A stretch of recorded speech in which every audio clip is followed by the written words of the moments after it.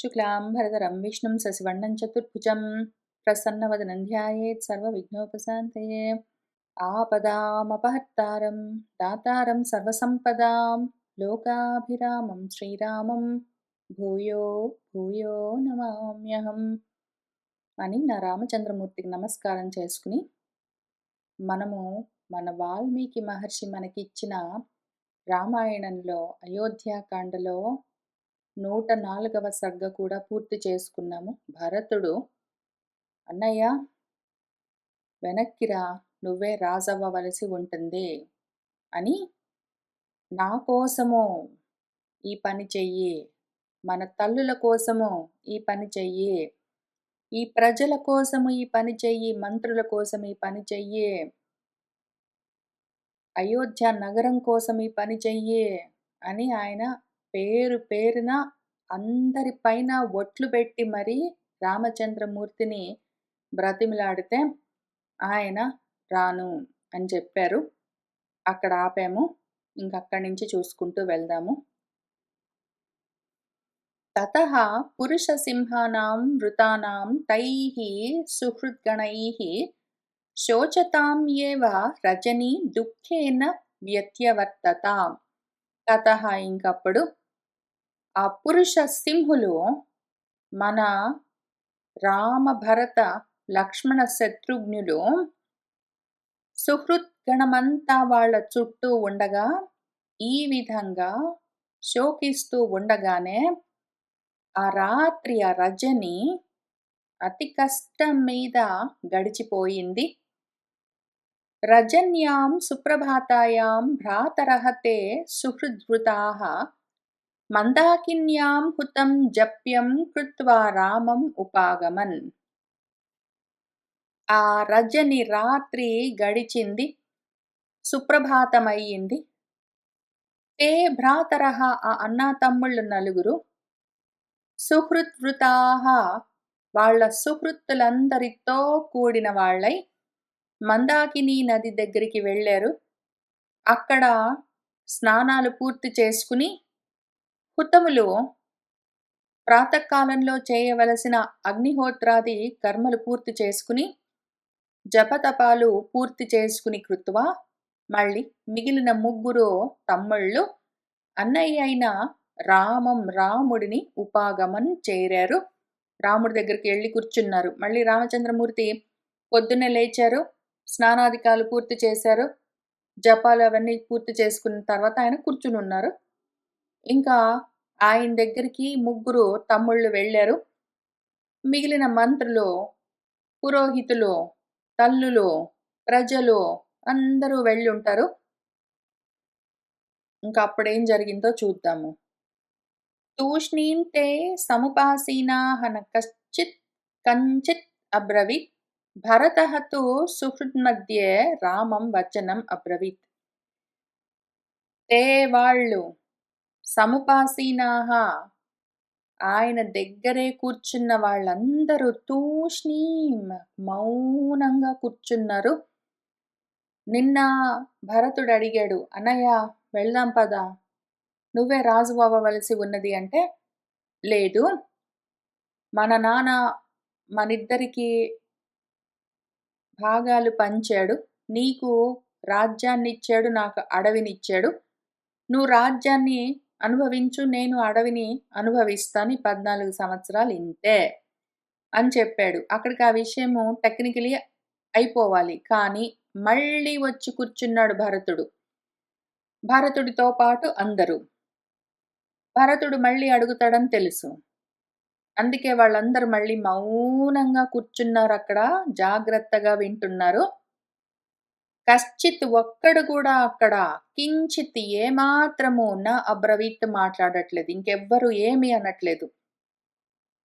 ఈ మొత్తము భరతుడు రాముడు వీళ్ళిద్దరి మధ్యలోనే జరుగుతూ ఉన్న సంవాదము. వాళ్ళు మాత్రమే మాట్లాడుతున్నారు, మిగిలిన వాళ్ళందరూ వింటూ ఉన్నారు మౌనంగా. మన భరతుడు సుహృత్తుల మధ్యలో అందరూ తమకు కావలసిన వాళ్లే, సహృదయం కలిగిన వాళ్లే, వాళ్ళ మధ్యలో కూర్చునున్నారు వీళ్ళు. మన భరతుడు వాళ్ళందరి మధ్యలో రాముడితో ఈ విధంగా అంటూ ఉన్నాడు. అన్నయ్య, సాన్వితా మామికా మాతా దత్తం రాజ్యం ఇదం మమ తద్దదామి తవ ఏవ అహం భుంక్ష్వ రాజ్యం అకంటకం. మమ మాత, మామికా మాత, మా అమ్మ, సాన్విత నచ్చజెప్పబడ్డది. మా అమ్మను ఒప్పించను, మా అమ్మ కూడా ఒప్పుకున్నది. మా అమ్మే గదా నువ్వు అడవికి వెళ్ళాలి, నేను రాజ్యంలో ఉండాలి అని కోరుకున్నది. ఆమెకి చెప్పాను, ఆమె గూడా అంగీకరించింది. ఇంకా ఆమె గూడా అడ్డులేదు. ఇదం మమ దత్తం రాజ్యం, నాకిచ్చిన ఈ భాగమని ఏదంటున్నావో నువ్వు, ఆ భాగాన్ని, ఈ రాజ్యాన్ని తవైవ తత్ దాన్ని దదామి ఇస్తున్నాను. అది అహం నేను నీకే ఇస్తున్నాను. ఇంకా అకంటకమైన ఈ రాజ్యాన్ని, ఏ అడ్డు లేని రాజ్యము. నీకు ఈ రాజ్యానికి అడ్డుగా ఉన్నదెవరు? నాన్న, అమ్మ. నాన్న పైకెళ్ళిపోయాడు, ఆయన ఇంకా అడ్డుగా లేడు. అమ్మ ఇక్కడే కూర్చున్నది, ఆమె కూడా అంగీకరించింది. ఈ రాజ్యము నాకిచ్చింది, నేను నీకే ఇస్తున్నాను. ఏ అడ్డు లేకుండా ఉన్న ఈ రాజ్యాన్ని నువ్వే భుంక్ష్వ అనుభవించు, నాకొద్దు. మహతా ఇవ అంబువేగేన భిన్న సేతుః జలాగమే దురావారం త్వత్ అన్యేన రాజ్యఖండం ఇదం మహత్. మహతా అంబువేగేన జలాగమే, వర్షాకాలం వచ్చినప్పుడు విపరీతంగా నీళ్లు వచ్చేసరికి ఆ జలాలతో వాటి మహావేగంతో సేతువు, ఆ వంతెన భిన్నమైనట్టు ఈ అనుకోకుండా కురిసిన వర్షంలాగా వీళ్ళిద్దరూ చేసిన ఈ నిర్ణయము మహావేగంతో వచ్చి ఈ రాజ్యాన్ని, మనందరినీ ముక్కలు ముక్కలుగా చేసింది. ఆ వంతెనను తెంపేసింది. మొత్తం అంతా ముంచెత్తేటట్టున్నది. ఇప్పుడు ఈ సేతు బంధనం చెయ్యడము, మళ్ళీ ఆ వంతెనను తిరిగి కట్టి మొత్తం మునిగిపోకుండా, ముక్కలైపోకుండా నిలబెట్టడము అందరి వల్ల కాదు. గట్లు తెగిపోతే వాటిని మళ్ళీ తిరిగి పునరుద్ధరించడం ప్రతి వాళ్ళు చెయ్యలేరు, నువ్వొక్కడివే చెయ్యగలవు. ఈ గొప్ప రాజ్యఖండము త్వత్ అన్యేన, నువ్వు కాక, దురావారం, ఇంకెవ్వరూ దీన్ని వారించలేరు. రాజ్యము ముక్కలు చెక్కలైపోకుండా ఆపగలిగింది నువ్వొక్కడివే. కాబట్టి ఈ రాజ్యాన్ని అఖండంగా, ఏకఖండంగా నువ్వే పాలించవలసి ఉన్నది. గతిం ఖరః ఇవ అశ్వస్య తార్క్ష్యస్య ఇవ పతత్రిణః అనుగంతుం న శక్తిః మే గతిం తవ మహీపతే. ఓ మహీపతి, ఓ రాజా, అన్నయ్య, అశ్వస్య గతిం ఖరః ఇవ, ఒక గుర్రము వెళుతూ ఉన్నట్టు ఒక ఖరము, గాడిద వెళ్ళలేదు. తార్క్షుడు, గరుత్మంతుడు ఎగురుతూ ఉన్నట్టు, రెక్కలున్నంత మాత్రాన పక్షులన్నీ అట్లానే ఎగరడం కష్టము, చెయ్యలేవు. అట్లానే తవ గతిం అనుగంతుం, నీ మార్గాన్ని అనుసరించి వచ్చే నేను నీలాగా నడవడం అన్నది చెయ్యలేను. మే న శక్తి, నాకంత శక్తి లేదు. చూడ్డానికి గుర్రంలాగా ఉన్నంత మాత్రాన గాడిదలు గుర్రాల్లాగా పరిగెత్తలేవు. చూడ్డానికి గద్దలాగానే ఉన్నా కూడా పక్షులన్నీ గద్దలాగా అంత ఎత్తున, అంత వేగంగా ప్రయాణించలేవు. అట్లానే నీకున్నంత శక్తి సామర్థ్యాలతో నేను నడవలేను. ఈ రాజ్యాన్ని నడపలేను. ఈ రాజ్యానికి నువ్వే మహీపతివి.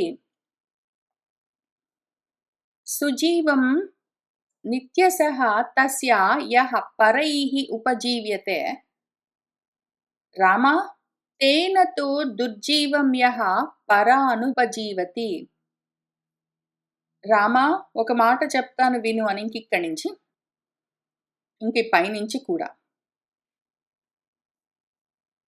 6 నుంచి ముఖ్యంగా 7వ శ్లోకం దగ్గర నుంచి మాత్రము మళ్ళీ మొత్తము ఆధ్యాత్మిక ధర్మ విచారణ మొదలవుతూ ఉన్నది. పైన 5, 6 శ్లోకాల వరకు కథగా చెప్తారు. మళ్ళీ కింద కొన్ని శ్లోకాలు ఈ సర్గలో ఒక 45, 46 శ్లోకాలుంటాయి. అందులో పైన కొన్ని శ్లోకాలు, కింద కొన్ని శ్లోకాలు ఏదో బుక్ ఎండ్స్ లాగా ఉంటాయి. ఏదో బుక్‌కి అటు ఇటు ఉన్న జాకెట్ కవర్స్ లాగా ఉంటాయి. కవర్ పేజెస్ లాగా. స్టోరీ అంత మాత్రమే ఉంటుంది. పైన 3, 4, 5, 6 శ్లోకాలు, కింద 4, 5, 6 శ్లోకాల్లో ఉంటుంది. మధ్యలో ఉన్నది మొత్తము ఆధ్యాత్మికమైన చర్చ. ఇదంతా మనకు చేస్తూ ఉన్న ఉపదేశము. దీన్ని ఒకసారి చదువుకుంటూ వెళ్దాం. అవసరమైతే మళ్ళీ వెనక్కొద్దాము. నేను చెప్పినా చెప్పకపోయినా గూడా విషయం మీకందరికీ తెలుసు గాబట్టి, నేను చెప్తూ ఉండగానే తెలుస్తూ ఉంటుంది. ఇదంతా మళ్ళీ భగవద్గీత మొదలవుతూ ఉన్నది. మన అర్జునుడు కృష్ణుల వారిని ప్రశ్న అడుగుతుంటే కృష్ణుల వారు చెప్పినట్టు, భరతుడిక్కడ మాట్లాడి ఆపగానే భగవంతుడు రామచంద్రమూర్తి భగవద్గీతను ఉపదేశం చేయడం మొదలుపెడతారు. ఇవాళ చెప్తూ ఉన్న సబ్జెక్ట్ కాలం గురించి. కాలం అంటే ఏమి? మృత్యువు అంటే ఏమి? జీవుడు బ్రతికి ఉన్నంత వరకు ఏ విధంగా ఉండాలి? ఎందుకు? అని ఈ విషయాల గురించే చర్చిస్తారు. మొత్తం అంతా ముందు ఆయన కాలం గురించి చెప్తారు. ఆ తర్వాత మృత్యువు గురించి చెప్తారు. ఆ తర్వాత అసలు ఈ సైకిల్‌ని దాటిపోవడానికి చేయవలసింది ఏమి అని చెప్తారు. ఒక 35, 40, 35 శ్లోకాలు అటు ఇటుగా అన్ని శ్లోకాల్లో మొత్తం ఇదే విషయం ఉంటుంది ఇంకిక్కడి నుంచి. కాబట్టి ఇక్కడి నుంచి కథ ఏమీ ఉండదు. మనము కథగా కాకుండా ఆధ్యాత్మిక పరంగానే చదువుకోవాలి. కథగా చూసినా గూడా కథగా ఉండదది. విషయమే చెప్తూ ఉంటారిక్కడ. అంత తాత్వికమైన ధర్మమే ఉంటుంది. మన భరతుడు ఏమంటున్నాడంటే, ఎవరైతే నిత్యశః ఎప్పుడు పరైః పరుల చేత ఉపజీవ్యతే వాళ్ళ జీవికకు తను ఆధారమై ఉంటాడో, అటువంటి వాడి జీవనము సుజీవనము. వాడిది చక్కటి జీవితము. అయితే ఎవరైతే పరులపైన ఉపజీవతి ఆధారపడి బ్రతుకుతూ ఉంటాడో, అటువంటి వాడు దుర్జీవుడు. వాడి జీవితము దుర్భరంగా ఉంటుంది అని చెప్తున్నారు. మన పైన ఎవరైనా ఆధారపడి ఉన్నారంటే, వాళ్లకు మనం ఆధారమై బ్రతకడము అది చక్కటి జీవితము. అయితే మనము ఇతరుల పైన ఆధారపడి బ్రతకడం మాత్రము అది దుర్జీవితము. అది బ్రతుకు కాదు అని చెప్తూ ఉన్నారు. మనము ఈ ఆధారపడి బ్రతకడము గురించి ఇంతకు ముందు కూడా చెప్పుకున్నాము.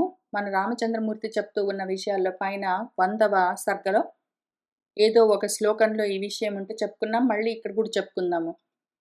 ఇతరుల పైన ఆధారపడి బ్రతకడం అన్నది 3 విధాలుగా చేస్తాం మనము. ఒకటి శారీరకంగా ఆధారపడవలసి వస్తుంది ఏ కారణానికైనా సరే. ఆరోగ్యం బాలేకో, బలహీనంగా ఉండడం వల్లో.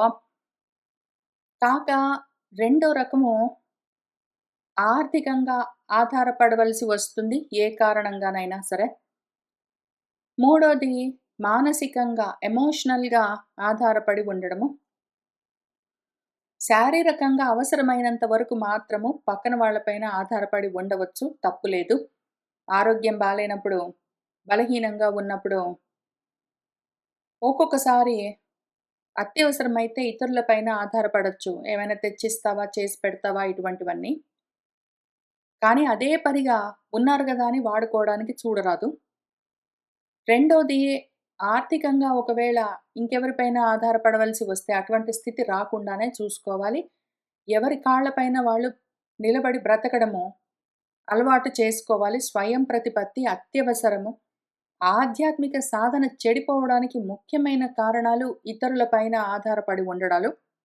అందులో ఒకవేళ ధనం కోసము, అవసరాల కోసము ఇంకొకళ్ళ పైన ఆధారపడి ఉన్నామంటే మాత్రము, వాళ్లకు లొంగి ఉండవలసి వస్తుంది. మనము సాధన చేసుకోవడానికి కష్టమవుతుంది. పైగా మన మనసు గూడా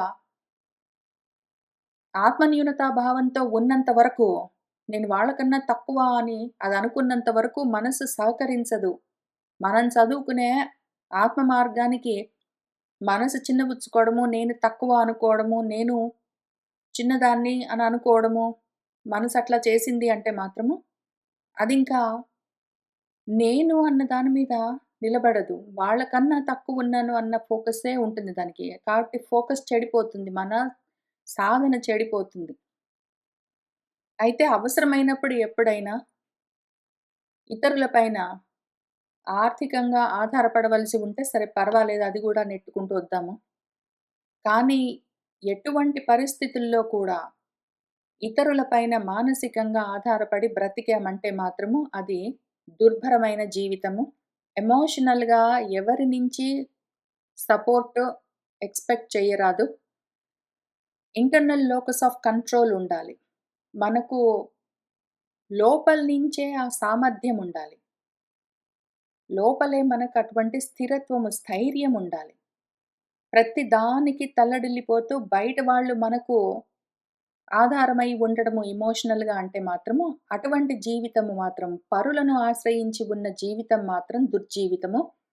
ఈ విధంగా చేస్తే మాత్రం ఇంకిక్కడి నుంచి చెప్పుకునే విషయాలు ఏవి పని చెయ్యవు. అర్థం గూడా గావు. ఆచరించడం కుదరనే కుదరదు. ఇది ఫస్ట్ స్టెప్. ఏమైనా సరే గాని మనము స్వయం ప్రతిపత్తిని అలవాటు చేసుకొని తీరవలసిందే. ఎక్సెప్షన్ లేదు. ఎక్సెప్షన్స్ మళ్ళీ ఆ 2 విషయాలకుంటాయి. ఒక్కొక్కసారి ఇంక ప్రతిరోజు, ప్రతి పనికి, అన్ని చోట్ల అందరిపైన శారీరకంగా ఆధారపడి ఉండడానికి వీల్లేదు. అప్పుడప్పుడు అవసరమైనప్పుడు తప్పులేదు. ఆర్థికంగా ఉండకుండానే ప్రయత్నం చేయాలి. ఉండవలసి వస్తే ఆలోచించుకోవాలి. మానసికంగా మాత్రం అసలు ఎక్సెప్షన్ లేదు. ఎవ్వరి పైన ఆధారపడి ఉండడానికి వీల్లేదు. యథా తు రోపితః వృక్షః పురుషేణ వివర్ధితః హ్రస్వకేన దురారోహః రూఢస్కందః మహాద్రుమః. యథా ఏ విధంగానైతే ఒక రోపితః వృక్షః, ఒక మహావృక్షాన్ని పెంచాలి అని ఒక చిన్న విత్తనాన్ని ఎవరైనా నాటి, లేదా ఏదైనా చిన్న మొలకను, చిన్న చెట్టును నాటి, దాన్ని వాడు వృద్ధి పొందిస్తూ ఉన్నాడనుకోండి. చిన్న చెట్టుని వాడు జాగ్రత్తగా మహావృక్షంగా పెంచాడనుకోండి. ఆ చెట్టు ఎంత గొప్పగా పెరిగిందంటే, రూఢ స్కందములతో ఉన్నదది. నిరూఢమైన, బలమైన మొదలుతో ఉన్నది.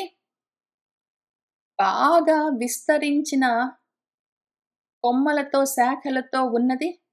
అసలు పొట్టివాళ్ళు ఆ కొమ్మలు పట్టుకొని ఎక్కడానికి వీలే లేకుండా అంత ఎత్తుగా మహాద్రుమంలాగా పెరిగింది ఇంతకీ మనవాడు. ఆ పురుషుడు, ఆ మనిషి పెంచుకున్న చెట్టు. అయితే ఎప్పుడైతే ఆ చెట్టు పుష్పితః భూత్వా, పూలు కావాలంటే పూస్తుంది గానీ, ఫలాని సహ న విదర్శయేత్, పళ్ళేమి కాయవనుకోండి. కావాలంటే బాగా పెంచి పోషించిన చెట్టు, పూలైతే పూసింది గానీ పళ్ళేమీ లేవనుకోండి. ఇంకప్పుడు ఆ పెంచిన వాడు యస్య హేతోః ప్రారోపితః, ఏ కారణానికి ఏమైనా ఫలితం ఉంటుందని కదా! ఫలిస్తుందని గదా ఎవడైనా చెట్లు పెంచేది.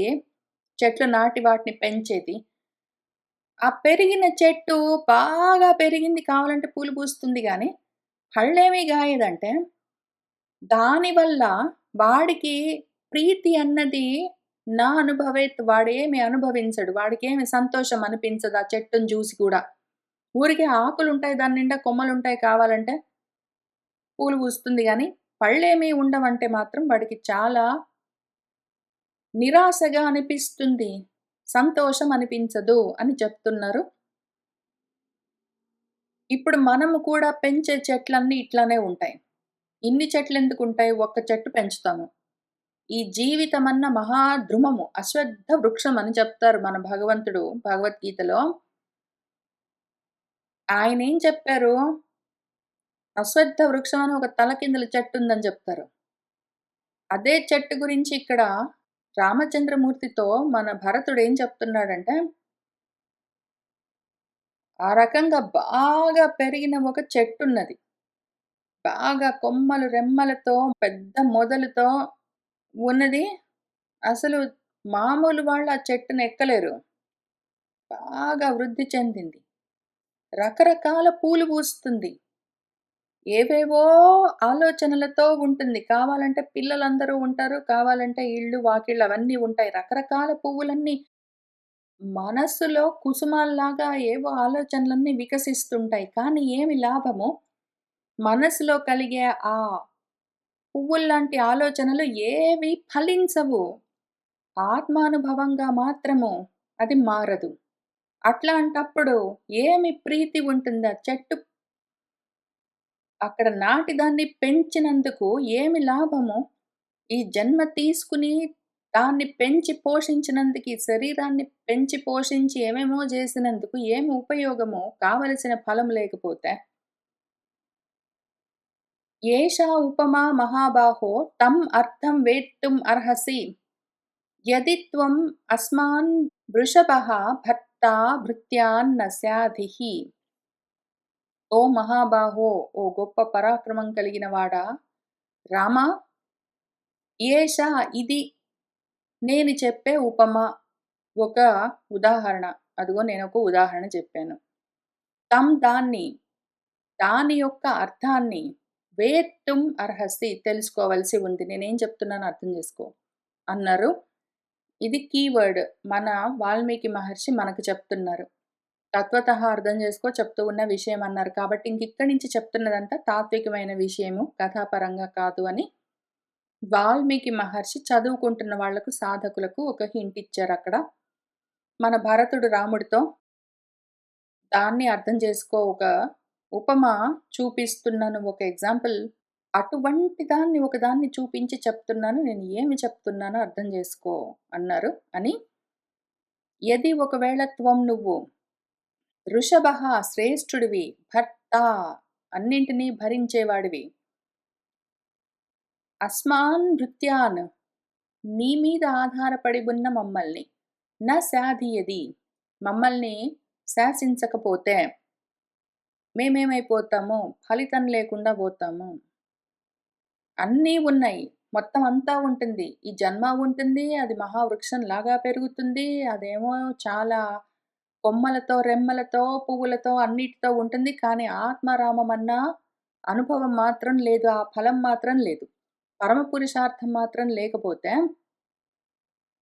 మేమేమైపోతాము? ఫలించకుండా వ్యర్థమైపోతుంది. నువ్వు భర్తవై ఉండాలి. నువ్వు భరించవలసి ఉన్నది. నీ మీద ఆధారపడి మేమందరము ఉన్నాము. మేమందరము ముందుంటాము. నువ్వు మాత్రం ఉండవు అంటే, నువ్వు లేకపోతే మిగిలిందంతా ఎంత ఉన్నా గూడా ఉపయోగం లేదు. అర్థం జేసుకో అని చెప్తున్నారు. శ్రేణయః త్వాం మహారాజా పశ్యంతో అగ్ర్యాః చ సర్వశః ప్రతపంతం ఇవ ఆదిత్యం రాజ్యే స్థితం అరిందమం. ఓ మహారాజా! మహత్ అంటే వ్యాప్తి. ఈ మొత్తానికి నువ్వు రాజువవ్వాలి. రాజిల్లవలసి ఉన్నది. నువ్వు ప్రకాశించాలి. మొత్తం ఎక్కడెక్కడ ఈ రాజ్యమంతా నువ్వే ప్రకాశించాలి. రాజ్యమన్నా, పురమన్నా, రాష్ట్రమన్నా, ఈ శరీరము, దేహం అనే అర్థము ఆధ్యాత్మిక సాధనా మార్గంలో మనకు.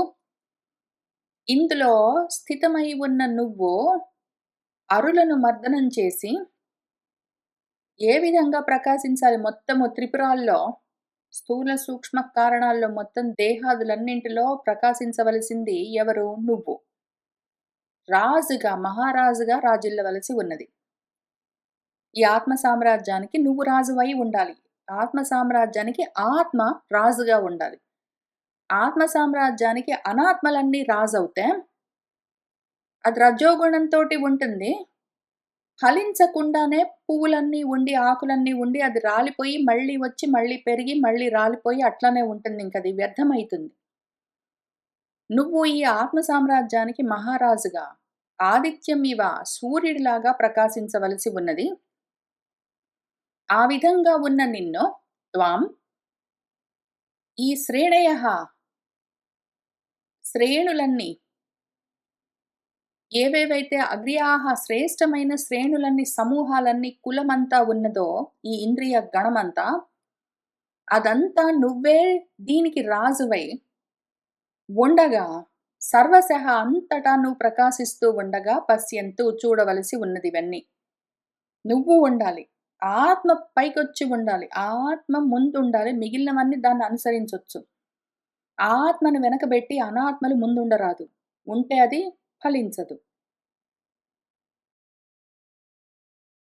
తవ అనుయానే కాకుత్సా మత్తాః నర్దంతు కుంజరాః అంతఃపురగతాః నార్యః నందంతు సుసమాహితాః.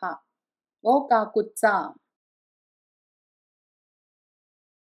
తవ అనుయానే నీ వెనకాలే మదించిన కుంజరాలు ఏనుగులన్నీ ఘీంకారాలు చేస్తూ నర్తంతో వస్తూ ఉండవలసి ఉన్నది. ఏనుగుల ఘీంకారాలు నీ వెనకాల వినిపిస్తూ ఉండాలి.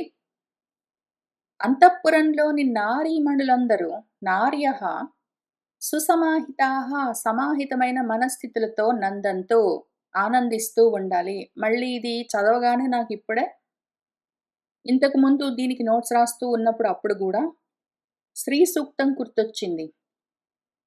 అందులో గూడా అశ్వపూర్వ, రథమధ్య అని ఏ మంత్రమున్నదో అదే ఇక్కడ కనిపిస్తూ ఉన్నది.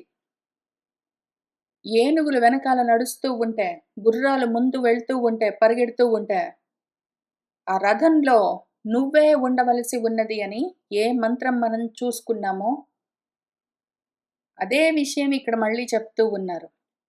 ఆ విధంగా అంత శాంతి ఉండాలి. అంతటా నువ్వు ప్రకాశిస్తూ ఉండాలి.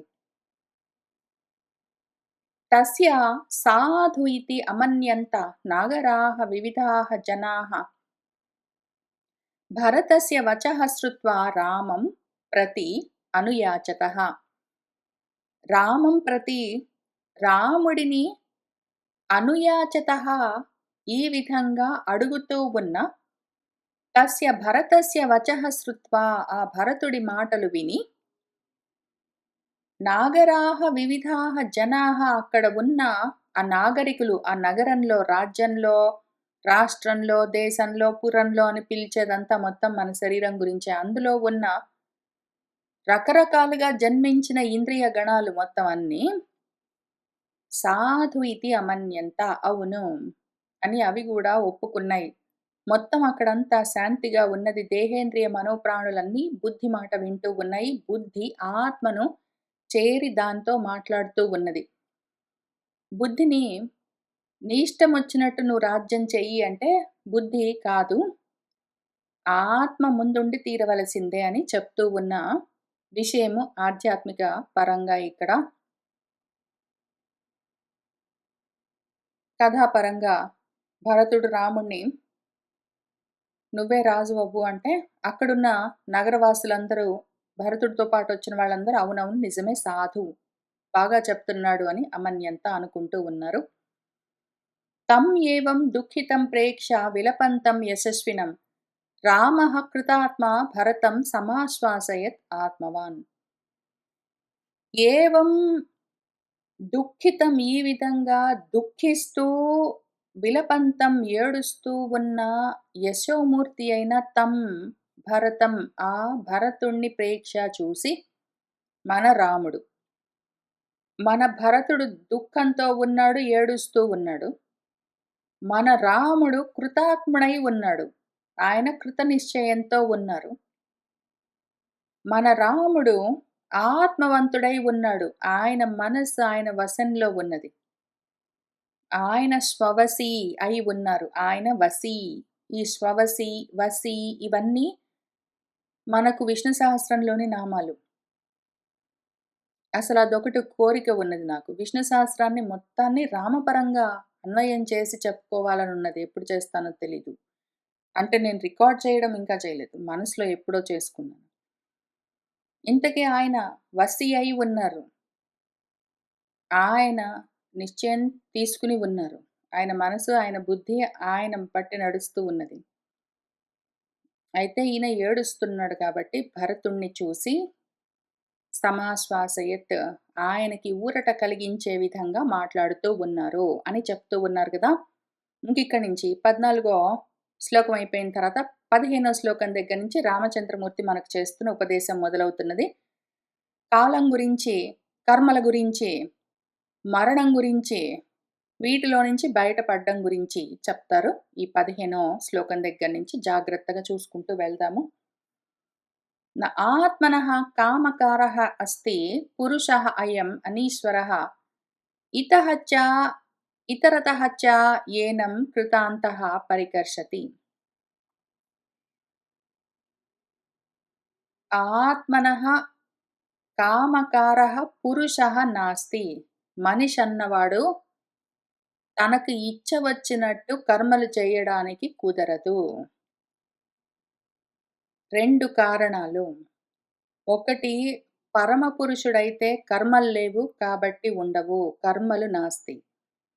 2 ఒకవేళ నేను పరబ్రహ్మము అన్న ఎరుక నశించివాడు జీవుడిగా మాత్రం ఉంటే, దేహాదులను చూసుకుని ఇదే నేననుకున్న మనిషి, వాడికి స్వతంత్రత ఉండదు. ప్రకృతి, కాలము, కర్మ ఈ 3 కలిసి, కాల, కర్మ స్వభావాలు కలిసి వాడితో కర్మలు చేయిస్తాయి. కాబట్టి మనిషి అన్నవాడు కాలకర్మ స్వభావాలు, కర్మలు ఆ కాలమొస్తే ఆ స్వభావం చేయిస్తూ ఉంటే చూస్తూ ఉండాల్సిందే తప్ప, ఈడనుకున్నట్టు అక్కడ కర్మలు జరగవు. వాడికి శారీరకమైన కర్మలపైన అధికారం లేదు. అది ప్రకృతిపరమైన విషయము. ఆత్మపరంగా వీడికసలు కర్మలే లేవు. అయం అనీశ్వరః ఈ పురుషుడు ఒకవేళ నేను ఇంత మాత్రమే ఉన్నాను అని దేహాన్ని చూసుకుని ఇది నేను అనుకున్న పురుషుడెవరున్నాడో, అటువంటి వాడు చ్యుతమైన వాడు తనకు తానుగా ఈశ్వరుడు కాదు. అన్నింటిని నియమించలేడు. కాలకర్మ స్వభావాలను ఈ దేహం చూసుకుని ఇది నేను అనుకున్న మనిషి నియమించలేడు.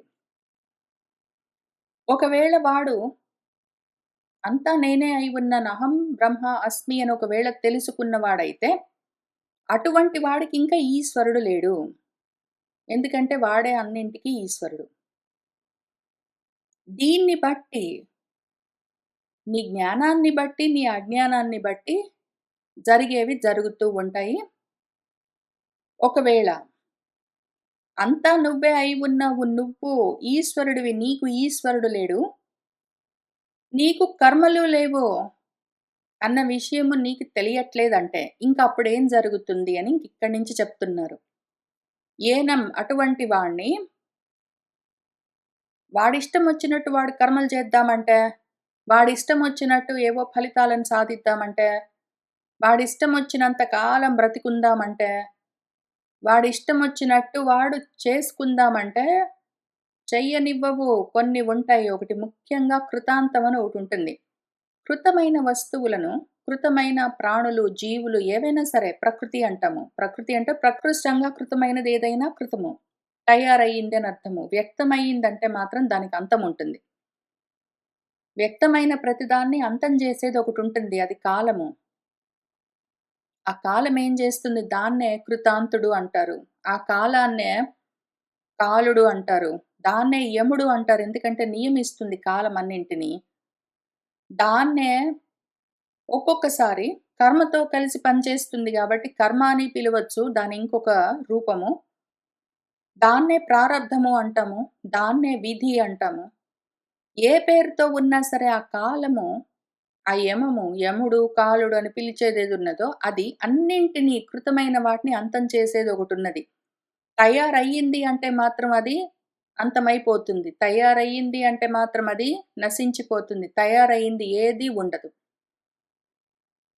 అటువంటి తయారైన ఈ జీవుడిని, ఆ దేహమే నేననుకుంటున్న వాడిని, ఇతహ ఇతరతః ఇట్నించటు, అటునించిటు, ఇట్నించటు, అటునించిటు పరికర్షతి లాగుతుంటుంది. ఏమి పెట్టి లాగుతుంటుందది ఆ కాలము? వాడి కర్మలు, వాడి గుణాలు పెట్టి లాగుతుంటాయి. గుణాలు అంటే తాళ్ళని గూడా అర్థముంది. వాడి గుణాలే వాడికి బంధాలు. వాడేవేవో కావాలి అన్న కోరికలతో ఉండి కామకారుడై, కామాత్ముడై, కోరికలతో ఉండి, అర్థపరుడై ఏవో సాధించాలని అనుకుంటే, వాడి కోరికలే వాడికి పాశాలై, వాడి బంధాలన్నీ వాడికి పాశాలై పశువుని లాగినట్టు కాలకర్మ స్వభావాల గుణాలన్నీ వాటిని ఆ గుణాలన్నీ వాడిని అటు, ఇటు, అటు, ఇటు ఈడుస్తూ ఉంటాయి. ఆ కాలం ఎట్లా ఈడ్చుకుని పోతూ ఉంటుందో, దాన్ని బట్టి వాడు వెళ్ళిపోతూ ఉంటాడు లాగబడి. వాడు బ్రతికున్నంత వరకు కాలం వాడినట్టానే అటు, ఇటు, అటు, ఇటు లాగుతుంటుంది.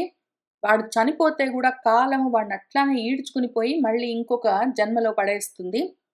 మళ్ళీ కాలము ఎంత కాలం ఉండాలో అంత కాలం గర్భవాసం చేసి, మళ్ళీ వాడు నరకం లాంటి జన్మలోకొచ్చి మళ్ళీ ఆ కాలాన్ని బట్టి అది లాగుతూ ఉంటే వీడు కదులుతూ ఉంటాడు.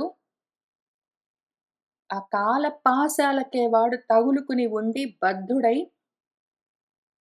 కానీ మాత్రం తెలుసుకోలేక నేనేంటో చెయ్యాలి అనుకుంటూ కర్మలు చేస్తున్నాననుకుంటూ తిరుగుతూ ఉంటాడు. తెలుసుకోలేడు వాడు. సర్వే క్షయాంతాః నిచయాః పతనాంతాః సముచ్రయాః సంయోగాః విప్రయోగాంతాః మరణాంతం చ జీవితం. సర్వే నిచయాః క్షయాంతాః. నువ్వు సంపాదించుకున్న మొత్తం సంపాదనలన్నీ క్షయంతో అంతమైపోతాయి. నువ్వు ఏవి సంపాదించుకున్నా సరే శాశ్వతంగా ఉండవు. నువ్వు ఇల్లు సంపాదించుకో, వాకిళ్ళు, అన్నాలు, వస్తువులు, కార్లు, మనుషులు ఏవైనా సరే నువ్వు సంపాదించుకో. నువ్వు ఏవేవి సంపాదించుకున్నా సరే అన్నీ ఆ కాలమొస్తే క్షయమైపోతాయి. ఆ క్షయంతో అంతమైపోతాయి. నువ్వొక ఇల్లు కట్టుకున్నావు అది ఎల్లకాలం ఉంటుందా? నువ్వొక వంట ఏదో చేసుకున్నావు అది ఎల్లకాలం ఉంటుందా? దానికొక అంతుంటుంది. ప్రతి దానికి నువ్వు ఏది నిశ్చయము, ఏది సంపాదించుకున్నా సరే, నువ్వు సంపాదించుకున్న ప్రతి వాటికి అంతముంటుంది. ఆ అంతమేమి అంటే క్షయము, నశించిపోవడమే వాటికి అంతము. నువ్వు ఎంత ప్రయత్నం చేసినా సరే వాటిని పట్టుకొని ఆపలేవు. నువ్వొకవేళ ఎంత ఎత్తుకి ఎదుగుదామని ప్రయత్నం చేసినా సరే, సముచ్రయాః అన్నీ ఎంత ఎదగడం జరుగుతుందో అదంతా పతనంతో అంతమవుతుంది. పెరుగుట, విరుగుట కొరకే అని ఎంత ఎత్తులకి వెళ్తే అదంతా పతనంతో అంతమైపోతుంది. ఎంత గొప్పగా పైదాకా వెళ్ళిపోయిన వాడు, ఎటువంటి ఉద్యోగాల్లో ఎంత దూరం వెళ్ళిపోయిన వాడు, ధన సంపాదనలో పైకెళ్ళిపోయిన వాడు, అధికారంలో పైకెళ్ళిపోయిన వాడు, ఆ రకంగా పైకి వెళ్ళి ప్రోగ్రెస్ అనుకుంటూ వృద్ధి చెందిన వాళ్ళందరూ ఎక్కడున్నారు? పతనంతో అంతమైపోలేదు. ప్రతి సముచ్చయము పతనంతో అంతమైపోతుంది. ప్రతి నిశ్చయము క్షయంతో అంతమైపోతుంది. అట్లానే ప్రతి సంయోగము నువ్వు ఎవరెవరితోటైనా కలిసి ఉండు. నువ్వు భార్యతో కలిసుండు, భర్తతో కలిసుండు, పిల్లలతో, స్నేహితులతో, అమ్మతో, నాన్నతో ఎవ్వరితో కలిసుండు. ఆ సంయోగాలన్నీ విప్రయోగాలతో, విడిపోవడాలతో అంతమైపోతాయి. ఏ బంధాలు మార్పు లేకుండా ఎల్లకాలం అట్లానే ఉండడం అన్నది ఉండదు. నువ్వు పుట్టినప్పటి నుంచి నీతో పాటు కూడి ఉన్న ఒక స్నేహితుడున్నాడు. అటువంటి స్నేహితుడు గూడా ఏదో రోజున దూరమైపోవడమో, చనిపోవడమో జరుగుతుంది. దాంతో అక్కడికి ఆఖరు అంతమైపోతుంది. నువ్వు పెళ్లి చేసుకుని కలిసి ఉన్నావు. ఆ భార్యాభర్తలు సంయోగము ఉంటారు. ఎంతకాలము వియోగం కలిగిందాకా. వాళ్ళు దూరమైపోవడమో లేదా మరణించడమో వరకు. దాంతో ఆ బంధం గూడా అంతమైపోతుంది. ఏది అనంతంగా ఉండేది లేదు ప్రపంచంలో. అట్లానే ఈ జీవితం కూడా ఎల్లకాలము ఉండదు. మరణంతో అంతమైపోతుంది. ఈ విషయం తెలుసుకుని బ్రతకవలసి ఉంటుంది. యథా ఫలానాం పక్వానాం న అన్యత్ర పతనాత్ భయం. ఏవం నరస్య జాతస్య న అన్యత్ర మరణాత్ భయం. యథా ఏ విధంగానైతే బాగా పక్వానికొచ్చిన ఫలాలు, బాగా పండిన పళ్ళన్నింటికి భయమేమి? ఇంత పండామంటే పతనమైపోతాము అనే భయముంటుంది. అన్యత్ర ఇంక వేరే భయం పళ్ళకేముంటుంది. బాగా పండిన పళ్ళేం చేస్తాయి? రాలుతాయి. మొత్తం వాటికున్న భయం అదే. ఇంకది అట్లనే ఎంతవరకు చెట్టుకి తగులుకుని ఉంటుంది ఏ పండైనా. ఈ విషయం అర్థం చేసుకోమనే మనకా మృత్యుంజయ మంత్రమున్నది. ఉర్వారూకమివ బంధనాత్ అని చెప్తూ ఉన్న విషయాన్ని జాగ్రత్తగా అర్థం జేసుకోవాలి. ఇక్కడ చెప్తున్న ప్రతిదీ జాగ్రత్తగా అర్థం జేసుకోవాలి. అందుకే చెప్తున్నదేంటో అర్థం జేసుకో. అర్థం జేసుకోవడం అర్హసి అని పైన చెప్పే ఇదంతా మొదలుబెట్టారు. బాగా పండిందంటే ఏమవుతుంది? రాలిపోతుంది. శరీరమైనా అంతే. బాగా పండిందంటే శరీరము జరతో నశించిపోతుంది. జాతస్య నరస్య జన్మించిన మనిషికి కూడా ఏవం ఇదే విధంగా మరణంతోటే అంతమైతుందన్న భయం తప్ప అన్యత్ర భయం నాస్తి. ఇంక వేరే భయం ఏముంటుంది? పుట్టిన ప్రతివాడికి మరణంతో అంతము అనే భయం ఉంటుంది. అయితే అది జరిగే విషయము. దానికి భయపడవలసినదేమున్నది అని తెలుసుకోవడమే జ్ఞానము. ఆ జ్ఞానం లేకనే గదా వాడు జీవభావంతో ఉంటాడు. యథా ఆగారం దృఢస్థూణం జీర్ణం భూత్వా అవసీదతి తథా ఏవ సీదంతి నరాః జరామృత్యువసంగతాః. యథా ఏ విధంగానైతే ఒక ఆగారం, ఒక ఇల్లు కట్టుకున్నావనుకో, దృఢంగా బలంగా ఉన్న స్థూణాలతో, స్తంభాలతో నువ్వు ఒక పెద్ద భవంతి మేడ కట్టుకున్నావనుకో, అది కూడా ఎల్లకాలము ఉంటుందా? అది కూడా జీర్ణం భూత్వా శిథిలమై అవసీదతి కూలిపోతుంది. ఎంత గొప్పగా కట్టిన భవంతులైనా సరే, వాటికి ఆ కాలం వచ్చిందంటే అవి కూడా శిథిలమై కూలిపోతాయి. కాలం అన్నింటిని నడిపిస్తూ ఉంటుంది. దాన్ని మరణమని పిలువు, మృత్యువు అను, కాలుడు అను, నువ్వు దాన్ని యముడు అను, ఏ పేరుతోటైనా పిలువు. ఆ కాలమొచ్చిందంటే అన్నీ రాలిపోతాయి. కాలమొస్తే రాలిపోయేవి ప్రత్తివి. ఎంత దృఢంగా నువ్వు కట్టుకున్న ఇల్లే కాలమొచ్చిందంటే జీర్ణమై అది కూలిపోతుంది కుప్పలాగా అంటే, నీ జీవితం ఉంటుందా? తథా ఏవ అదే విధంగా నరాః మనుషులు గూడా జరామృత్యువసంగతాః. జరా వార్ధక్యం ముసలితనంతో తర్వాత వచ్చే మృత్యువుతో, ఆ మృత్యువు వశమయ్యి మృత్యువశులై వాళ్ళందరూ సీదంతి శిథిలమై నశించిపోతారు. ఎవ్వరూ ఉండరా కాలమొచ్చిందంటే. అత్యేతి రజనీ యాతు సా న ప్రతినివర్తతే యాతి ఏవ యమునా పూర్ణా సముద్రం ఉదకాకులం.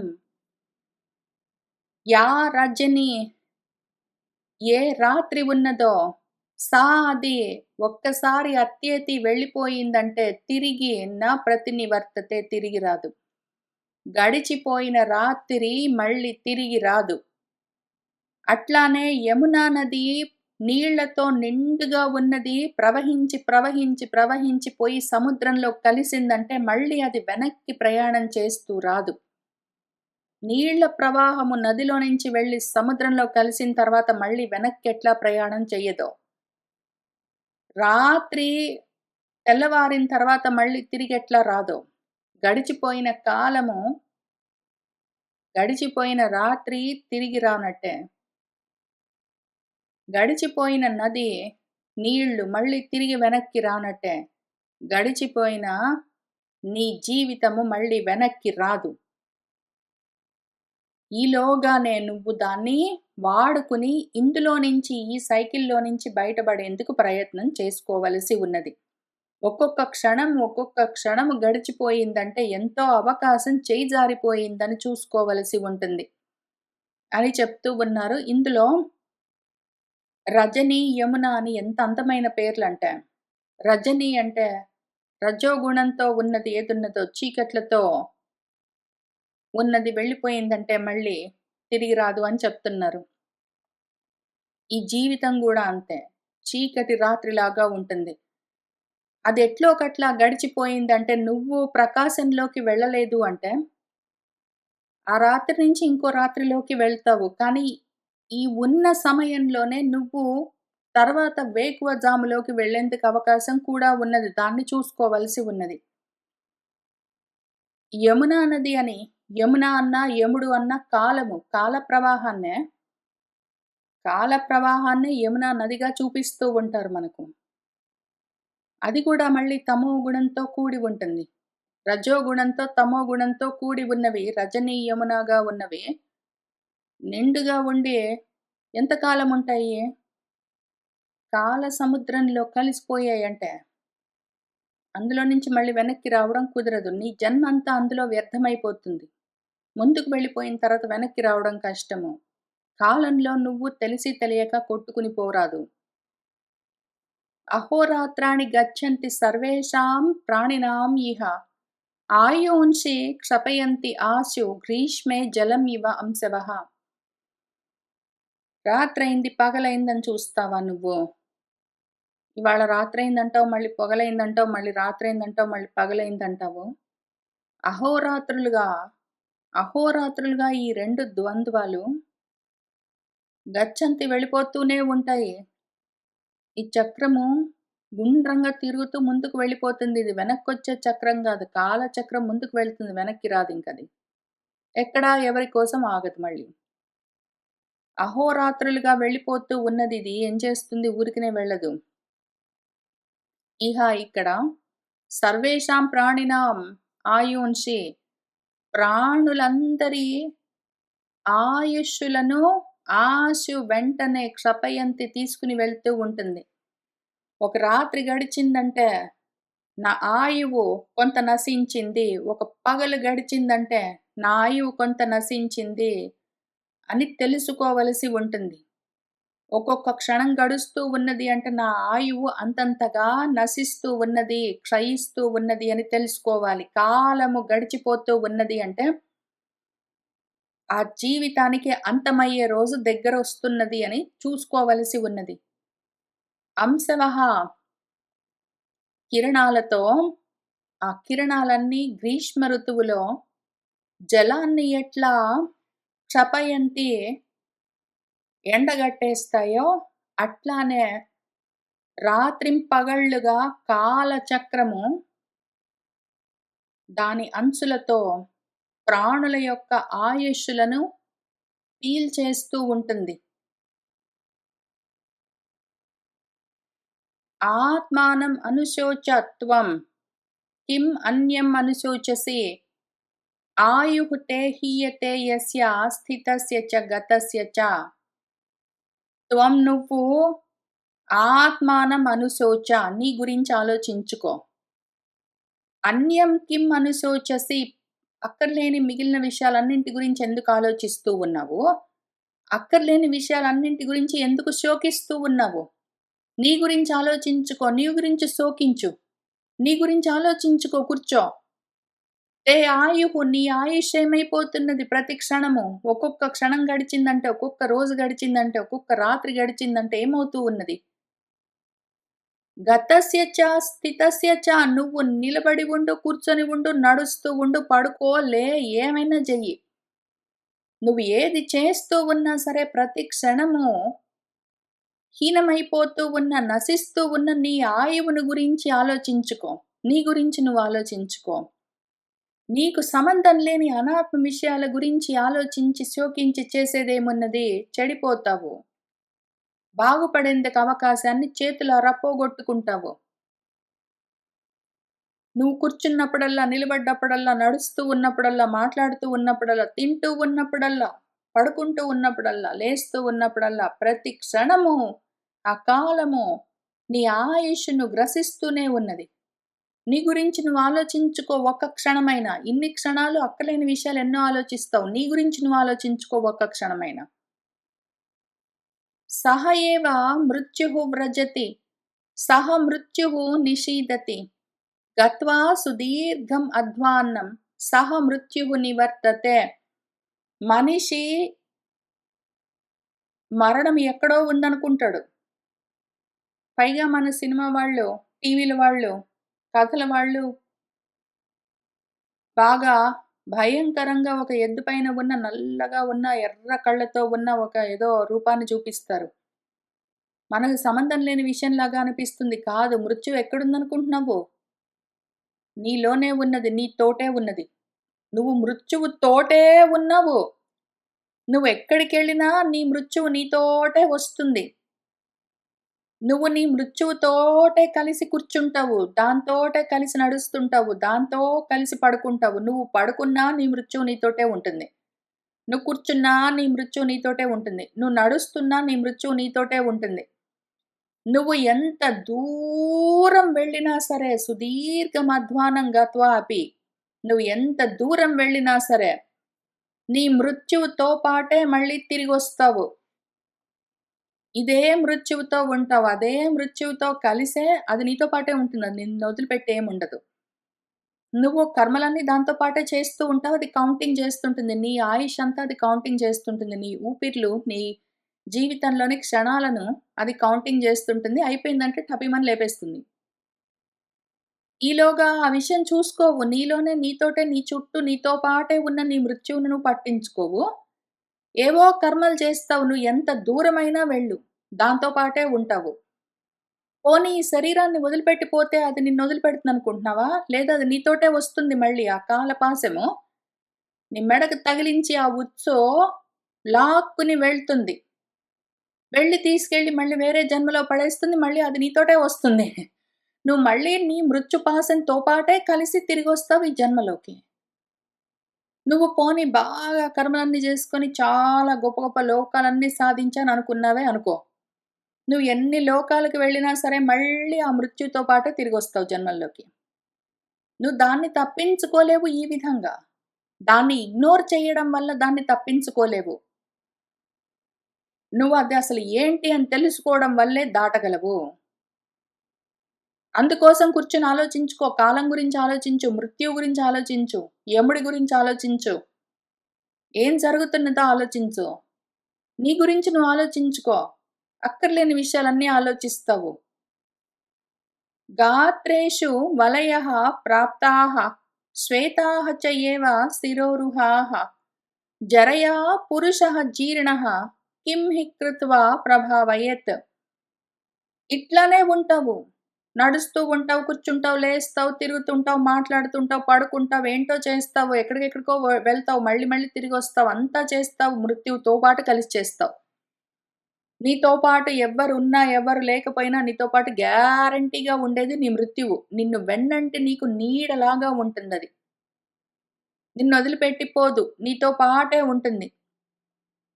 ఎంతవరకు? నువ్వు దాన్ని తెలుసుకునేంత వరకు. నువ్వు తెలుసుకున్నాక దాన్ని దాటుతావు. మృత్యుంజయుడివవుతావు. అప్పుడందుకని ఈలోగా తెలుసుకోలేదు గదూ! గాత్రేషు వలయః ప్రాప్తాః. నీ శరీరమంతా ముడతలు బడిపోయింది. ఒంట్లో శక్తి ఉన్నంత వరకు తిరుగుతూ, తిరుగుతూ గిరగిరా, గిరగిరా, గిరగిరా గుండ్రాయిలాగా కర్మలు చేస్తూ ఉంటావు. ఆ తర్వాతేమైంది? ఒంట్లో శక్తి ఉడికిపోతూ ఉన్న సమయంలో శరీరమంతా ముడతలు బడి ఉంటే గూడా కర్మలు చేస్తూ ఉంటావు. నీ గురించి మాత్రం ఆలోచించుకోవు. గడిచిపోతున్న కాలాన్ని పట్టించుకోవు. శిరోరుహాః శ్వేతాః చ ఏవ. జుట్టంతా తెల్లబడిపోయింది. మొత్తం తల వెంట్రుకలన్నీ నెరిసిపోయాయి. అయినా సరే నీ గురించిన ఆలోచన నీకు కలగదు. చావు గురించి మాత్రం భయపడుతుంటావు గానీ, దాని గురించి మాత్రం కూర్చొని ఆలోచించవు. అపురుషః మనిషి జరయా జీర్ణః. జరతో, ఆ వార్ధక్యంతో, ముసలితనంతో శరీరమంతా శిథిలమైపోతూ ఉండగా గూడా దీని గురించి ఆలోచించకపోతే కిం కృత్వా ప్రభావయేత్. ఇంక చేయగలిగిందేమున్నది? నువ్వు బాగుపడ్డానికి నీకు అప్పటికి గూడా ఆలోచన రాకపోతే నువ్వు చేయగలిగిందేమున్నది? కిం కృత్వా ప్రభావయేత్ ని 2 రకాలుగా ఆలోచిద్దాము. మొత్తం తలంతా నేరిసిపోయింది. ఒళ్ళంతా ముడతలు పడింది. శరీరమంతా వదులైపోయింది. జరతో, వార్ధక్యంతో జీర్ణమై శిథిలమైన ఆ దేహంతో కూడా నువ్వు ఇంకా అప్పటికి కూడా ఆలోచన చేసుకోవు నీ గురించంటే, కాలమేంటో అర్థం చేసుకోవు, మృత్యువంటే ఏంటో అర్థం చేసుకోవు, ఆత్మ గురించిన ఆలోచనే ఉండదు అంటే, నువ్వు బాగుపడేందుకు ఇంక మార్గమేమున్నది? ఏమి చేసి బాగుపడతావనో క్వెషన్. లేదా నువ్వు అప్పటికి కూడా ఏవో కర్మలన్నీ చేస్తే ఇవన్నీ మార్చుకోగలవా? మళ్ళీ బలంగా తయారవ్వగలవా? నీ జరను, నీ వార్ధక్యాన్ని, ముసలితనాన్ని వెనక్కి తిప్పి మళ్ళీ నువ్వు బలంగా యవ్వనంలో ఉండే విధంగా తయారవ్వగలవా? ఏమి చేసి అట్లా చేయగలవు? ఏదైనా మార్గముందా దానికి? ఏదైనా ఉపాయము? తల వెంట్రుకలన్నీ నెరిసిపోయాయంటే కావాలంటే రంగులన్నీ వేస్తావు. ఇంకేమైనా వేరే రకంగా దాన్ని మార్చగలవా? ఇంతకు ముందులాగా కాలం వెనక్కి తిప్పగలవా? బేసిక్‌లీ నువ్వు.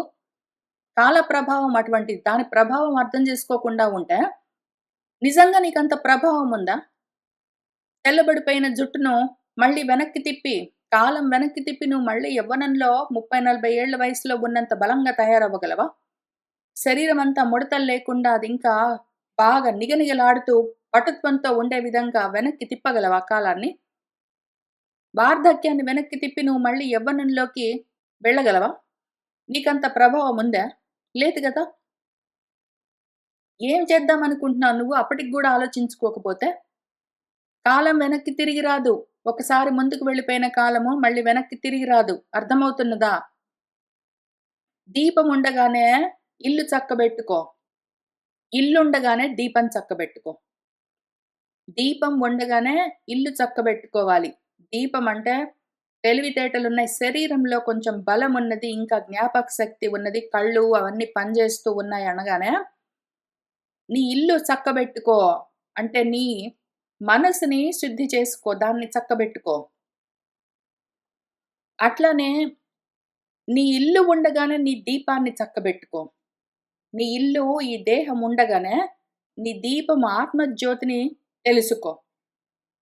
ఆ 2 మానేసి అక్కర్లేనివన్నిటి గురించి ఆలోచించుకుంటూ, శోకిస్తూ, చేస్తూ, చూస్తూ ఏమి తిరుగుతూ ఉన్నావు? చేజారిపోతున్న కాలాన్ని, దాని ప్రభావాన్ని తెలుసుకోకపోతే ఏమైపోతావు? తలలు పండిపోయిన తర్వాత గూడా ఇంకా ఆలోచన రాకపోతే ఏమైపోతావు?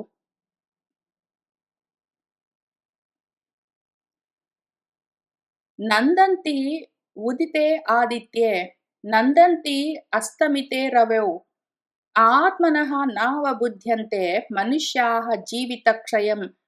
మనుష్యులు ఆదిత్యుడు ఉదితే సూర్యోదయమైందంటే చూసి ఆహా! ఎంత బాగా ఉంది అని నందంతి ఆనందిస్తూ ఉంటారు. సూర్యోదయాలన్నీ చూస్తూ ఉంటారు. చాలా ఆనందిస్తారు. ఫోటోలు, వీడియోలన్నీ తీసుకుంటూ ఉంటారు. షేర్ అన్నీ జేసుకుంటూ ఉంటారు. దాని గురించే మాట్లాడుకుంటూ ఉంటారు. రవౌ అస్తమితే సూర్యాస్తమయం అవుతూ ఉంటే చూస్తారు. సన్‌సెట్ అంటారు. ఆనందిస్తూ ఉంటారు. వీడియోలు, ఫోటోలంటారు. ఆ మనుషులు సూర్యోదయం అవుతూ ఉన్నది, సూర్యాస్తమయం అవుతూ ఉన్నదంటే కాలం గడుస్తూ ఉన్నది. కాలం గడుస్తూ ఉన్నది. ఈ దేహానికి, ఈ జీవితానికి క్షయము దగ్గరికొస్తూ ఉన్నది. శరీరము నశించడానికి దగ్గరవుతూ ఉన్నది. కాలం గడుస్తూ ఉంటే దేహ నాశానికి సమయము ఆసన్నమవుతూ ఉన్నది అని మాత్రము నావబుద్ధి అంతే తెలుసుకోనే తెలుసుకోరు. సూర్యోదయాలు, సూర్యాస్తమయాలు, సన్‌సెట్స్, సన్‌రైజెస్ అన్నీ చూసి చాలా ఆనందిస్తారు. దాన్ని చూసి భయపడడం అన్నది ఆలోచన అసలు ముందు కలగనే కలగదు.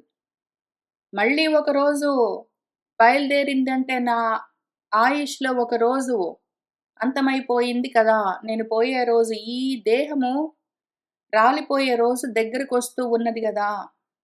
ఈలోగా నేను చేయవలసినదొకటున్నది. ఆత్మోద్ధరణ చేసుకోవలసి ఉన్నది అని అసలు ఆలోచనే రాదు. హృష్యంతి ఋతుముఖం దృష్ట్వా నవం నవం ఇహ ఆగతం ఋతూనాం పరివర్తేన ప్రాణినాం ప్రాణ సంక్షయః. నవం నవం కొత్త కొత్తగా ప్రతి ఋతువు మారుతూ ఉంటే చూసి ఎంతో హృష్యంతి హర్షము వసంతకాలము, గ్రీష్మకాలము, వర్షాకాలం అనుకుంటూ ప్రతి కాలము మొదలవుతూ ఉన్నదంటే, ఆహా! ఎంత అందంగా ఉన్నది అని ఎంతో సంతోషము. ఋతువులు మారుతూ ఉన్నాయంటే, కాలాలు మారుతూ ఉన్నాయంటే, ఈ ప్రాణులకు ఆ ప్రాణము క్షయమయ్యే సమయం ఆసన్నమవుతూ ఉన్నది అని తెలుసుకోరు. ఋతువులు మారుతూ ఉంటే, ఋతువుల యొక్క పరివర్తనం జరుగుతూ ఉన్నది అంటే, కాలం మారుతూ ఉన్నది అంటే, రోజులు దగ్గర పడుతూ ఉన్నాయనే ప్రాణులు ప్రాణము క్షయమయ్యే సమయం ఆసన్నమవుతున్నదని మాత్రం జూసుకోరు. ఏవో చూస్తారు. కాలాలు మారితే చూసి సంతోషిస్తారు. క్యాలెండర్స్‌లో డేట్స్ అన్నీ తిప్పుతారు. కొత్త కొత్త క్యాలెండర్స్‌కి రకరకాల ఫోటోలన్నిటితో తెచ్చుకొని ఏవో పెట్టుకొని ఆడ గోడ నిండా పెట్టుకొని ఏంటో ప్లానింగ్‌లన్నీ జేస్తారు. న్యూ ఇయర్ రిజల్యూషన్స్ అన్నీ జేస్తారు. టు డూ లిస్ట్‌లు, బకెట్ లిస్ట్‌లన్నీ యేస్తారు. నువ్వు బకెట్ తన్నే రోజు దగ్గరకొస్తుందని మాత్రం జూసుకోరు. యథా కాష్టం చ సమేయాతాం మహార్ణవే సಮೇತ್ಯ చ వ్యపేయాతాం కాలమాసాద్య కంచన. ఏదో ఒక కట్టె ఓ మహాసాగరంలో ఏదో ఒక సమయానికి కాలం కలిసొస్తే అవి కూడుతాయి దగ్గరికొచ్చి. తర్వాత ఆ రకంగా సమైత్య కలిసినవి వ్యపేతాయాం విడిపోతాయి కూడా కాలం వచ్చిందంటే. కాలం కలిసొస్తే అవేవో కలుస్తాయి. ఆ కర్ర, ఈ కర్ర, ఆ పుల్ల, ఈ పుల్ల కలుస్తాయి. కొంత దూరం ప్రయాణం చేస్తాయి. మళ్ళీ ఆ కాలం వచ్చిందంటే అవి విడిపోతాయి. ఏవం భార్యాః చ పుత్రాః చ జ్ఞాతయః చ ధనాని చ సమేత్య వ్యవధావంతి ధ్రువః హి యేషాం వినా భవః. ఇదే విధంగా భార్యలు, భర్తలు, పుత్రులు, జ్ఞాతులు, తెలిసిన వాళ్ళు, బంధువులు, స్నేహితులు, ధనాలు, వస్తువులు, వాహనాలు ఏవైనా సరే సమేత్య కూడుతూ ఉంటాయి. వ్యవధావంతి దూరమవుతూ ఉంటాయి. ప్రతి దానికి వీటన్నింటికి వినా అభవః ధ్రువః హి. అన్నీ ఆ కాలమొస్తే కూడుతుంటాయి. కాలమొస్తే విడిపోతాయి. విడిపోవడం మాత్రము తప్పనిసరి. అది ధ్రువము గ్యారంటీ. దేనికోసము నువ్వు ఆరాట పడుతూ ఉన్నావు? భార్య, పుత్ర, మిత్ర, ధన, వస్తు, వాహనాలను చూసుకుని నువ్వు వాటి కోసము తాపత్రయపడతావు. గడుస్తూ ఉన్న కాలాన్ని చూసి మురిసిపోతావు. బర్త్‌డేలన్నీ జేసుకుంటూ ఆనందిస్తావు. యానివర్సరీలన్నీ జేసుకుంటావు. ఎంత కాలమైనా సరే జుట్టు నేరుస్తూ ఉన్నా సరే, పళ్ళు రాలిపోతూ ఉన్నా సరే, ఇంకా ఏవో చెయ్యాలి అని తాపత్రయపడుతుంటావు. అన్నీ వెళ్ళిపోయే రోజొస్తుంది. ప్రతిదీ వెళ్ళిపోతుంది. ఈ దేహం గూడా వెళ్ళిపోతుంది. ఎప్పుడూ ధ్రువంగా ఉండే నువ్వు, నీ గురించి తెలుసుకోకపోతే, నువ్వు కూడా అవిపోతే నువ్వు పోయావనుకుంటావు. అటువంటి అజ్ఞానంలో, అవిద్యలో ఉండరాదు. కళ్ళు తెరుచుకో. గడుస్తూ ఉన్న కాలాన్ని తెలుసుకో అని చెప్తూ ఉన్నారు. ఇవాల్టికి మనము ఇక్కడ 27వ శ్లోకం దగ్గర ఆపుదాము. ఆయన ఇంకా చెప్తూ ఉన్నారు. వచ్చే వారం కలిసి కూర్చొని చదువుకుంటూ ముందుకు వెళ్దాం. ఈలోగా ఆయన చెప్తూ ఉన్న విషయం గురించి శ్రద్ధగా ఆలోచన చేసుకుందాము. సర్వం శ్రీ సీతారామచంద్ర ప్రభు పాదారవిందార్పణమస్తు. మంగళం కోసలేంద్రాయ మహనీయ గుణాత్మనే చక్రవర్తి తనూజాయ సార్వభౌమాయ మంగళం. వేద వేదాంత వేద్యాయ మేఘశ్యామలమూర్తయే పుంసాం మోహన రూపాయ పుణ్యశ్లోకాయ మంగళం.